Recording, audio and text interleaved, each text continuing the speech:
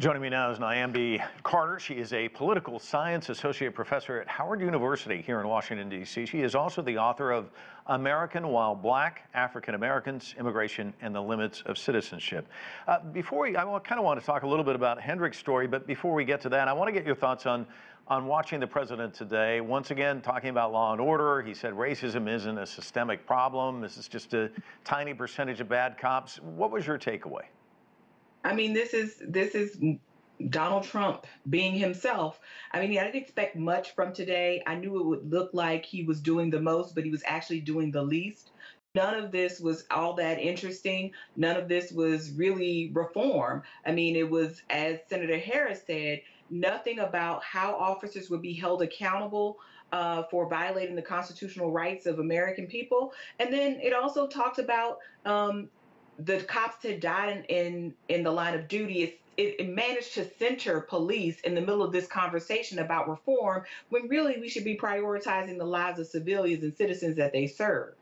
76% of Americans now say racial discrimination in the United States is a big problem, up from 51% in 2015. You see much more public support for Black Lives Matter, the movement itself, according to the New York Times. So is the president out of step with the general public? He is out of step with the general public, but he's not out of step with his public.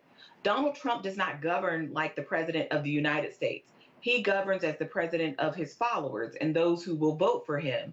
And so he doesn't really care about Black Lives Matter. I mean, he still managed to talk about law and order, and he invoked the names of Baltimore and Chicago, which, you know, at least wasn't lost on me that he said those names because those are cities with large Black populations that have had an issue around guns and crime, etc. I mean, he's essentially using and invoking these cities as a proxy for Blackness without actually having to say such. So Donald Trump is very clear at all times who he is speaking to, and he was not speaking to Black communities today.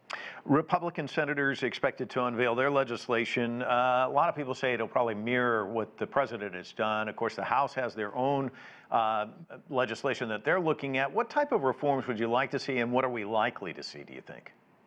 Well, I mean, I hope that some of the things that Congress is pushing forward will actually make its way into the Senate bill, in part because one of the things we don't have here is a way to monitor these troubled police officers. So if we're supposed to believe that it's only a few bad apples and not the norm for the police department, why don't we actually have a national database of troubled officers? And that's one of the things that the House bill calls for. There is no other profession in the world where you get to take someone's life in your hands and not have to have a license and not actually have to have any kind of review of your fitness for duty.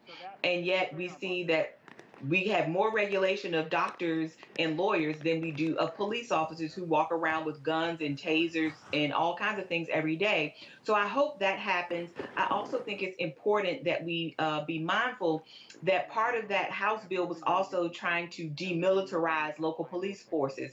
There's no reason why police forces need tanks and military-style helicopters in their arsenal. So I think that is another important step.